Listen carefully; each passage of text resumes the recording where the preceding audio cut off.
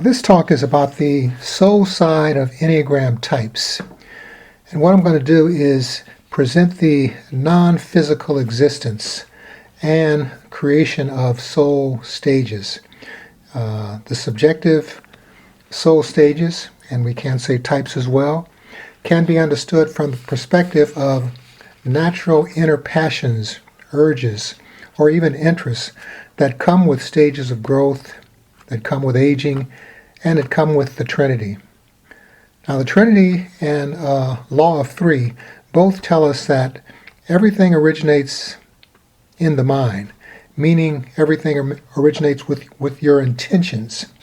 Because everything we think is received by the unconscious mind and becomes part of our reality, we can define the circular stages that move initial thoughts into complete things.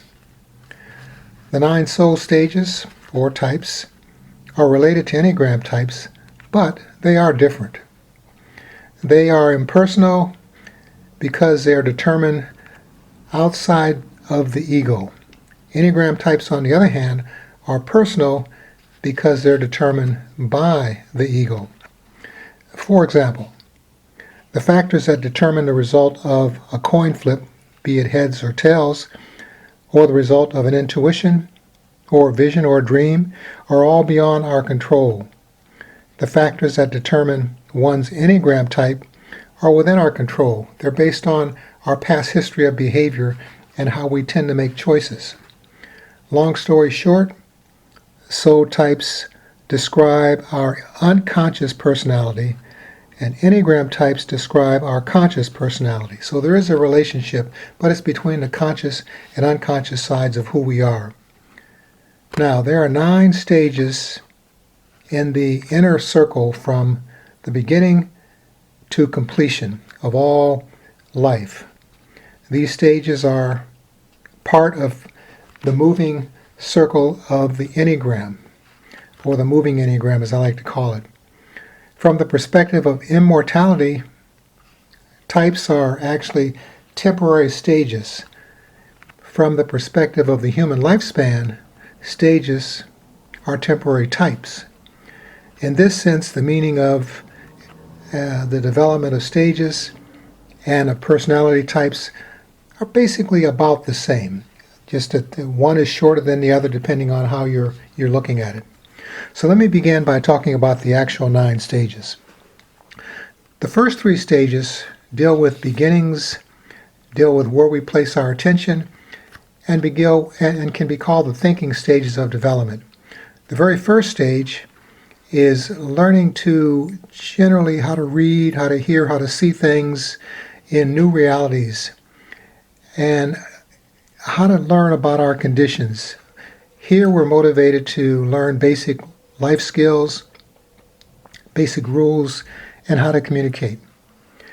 Sometimes, for example, if you were just beginning to learn to meditate, you would have often experienced what's called monkey mind, where it's difficult to keep your focus on one subject or any subject that comes up. Your mind can maybe stick with it for 30 seconds, but it kind of jumps around. And this is similar to when we begin to look at any new endeavor. It's hard to focus on exactly what it is until we keep our mind on it. So the first stage is titled the initiator stage. That's what I call it. It's also akin to or related to the reformer type. The second stage is where we learn to focus our attention, where we learn to study, we learn to discuss things in more detail than in the first stage, and we have an urge to help other people understand, and also an urge to do more internal reflection. It's kind of akin to maybe having a recording of a session that we learn, but playing the recording over or going over our notes several times to make sure we really get it. So if I go back to the meditation example, in the first case of stage 1, it's kind of monkey mind. It's hard to really focus on one thing because it's so new to us. At the level of the second stage, we're able to better focus because we know something about what's going on, and it's easier to keep our meditation focus. This stage is called the guide, and also the relative is the helper type in the Enneagram. We move on to stage 3, And stage 3, there is an interest in teaching, telling, kind of show and tell, telling others what we've learned, what we know. Often in this stage, there's unexpected events. There's a lot of excitement, a lot of confidence, and things grow very rapidly, all things considered. This is called the contestant stage. This is what I call it, the contestant stage. And it's also referred to as the achiever type. Now, these stages, incidentally, apply to all levels, whether we're talking about a 1-year stage, whether we're talking about 9-year stage, or whether we're talking about technically a type for a lifetime. So the stage lengths vary. They can be as short as 1 year, actually as short as 9 stages within 1 year. And we can go through a lifetime, stage by stage by stage, looking at as many increments as we want. The lifespan of 81 years, if we say that's the average lifespan, would actually have 9-year stages. That being said, let me go on to the middle 3 stages. The middle 3 stages deal with receptiveness, deal with the unconscious or the deeper mind, sometimes called the creative mind.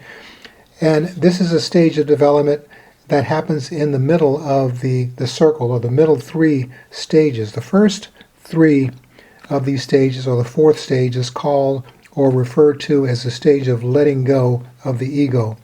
Letting go of what you know. This is a point in development where we come to a place where we know a certain thing, we're confident, the confidence of youth usually, but we run up against a situation where there's new stuff coming in, we just don't know what to do with it, so we are willing to suspend our ego, to be a little bit humble, to step back and become one with the subject, to just focus on it until we get some non-physical information, we get some information that allows us to accept the unknown, and we're willing to go through a period of being hung up to a point where we receive some new insight and we say, oh, I never thought about that, or I never heard that.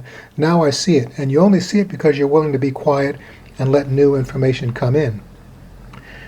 I refer to this as the romantic stage, and in the related Enneagram type is the individualist type. Stage 5 is a stage of independent thinking and beginning to understand what came up in stage 4, beginning to make connections between what we know and what we don't know. And here calls for some in-depth analysis and embracing sometimes weird stuff, weird images, because we're learning something new that we didn't know before, and it may be termed as weird in some ways. This is the innovator stage, as I call it. It's also akin to the investigator type in the Enneagram. Stage 6 is a stage of growing through being cautious, growing through asking many questions, growing through being kind of skeptical about what you saw in stage 5. We saw this weird stuff. We have some basic interpretations of new information. In stage 6, we really want to get and have a preference for objective over subjective information and interpretations. We look for interpretations that are consistent with concrete reality. So this is called, I call it the stage of the skeptic. It's akin to the loyalist type, because this is a place where we really try to capture what came from within, this new insight, but make sure we understand it so we can do something with it in concrete reality. Then we finally move on to stage, the last 3 stages, and these last 3 stages deal with completion, deal with integrating all of what we know before in the first 6 stages, and it deals with manifesting or creating concrete reality. This is a stage of development where concrete reality begins to be created. So stage 7 of the 9 stages is where wisdom is increased. We have manifestation. We want to manifest practical knowledge. We're inspired about the future. We begin to pursue new avenues, share new information, and we're generally enthusiastic about leading in a new direction, moving in new directions. This is what I call the seeker stage, and it's akin to the enthusiast type in the Enneagram.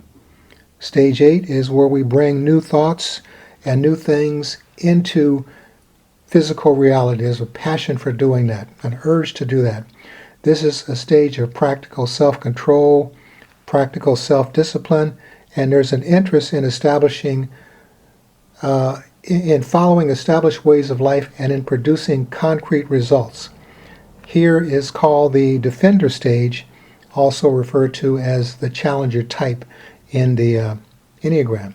Finally, we get to stage 9. And stage 9, which is the last of the stages, is a stage where we find ways or look for ways to integrate the new discoveries in with the established order. Here is where we have an interest in presenting new people and new arrangements to existing environments. In this stage, or with this type, we're moving and motivated to accept and celebrate new results. This is called the mediator stage, also akin to the peacemaker type. So those are the 9 types that are actually urges that we go through, natural changes that we go through as we age. And if we look within, they're natural stages that the inner process goes through from an initial idea to concrete reality. So this concludes my presentation and case for the inner existence of soul counterparts for the Enneagram types. So thanks very much for listening, and peace and blessings to you.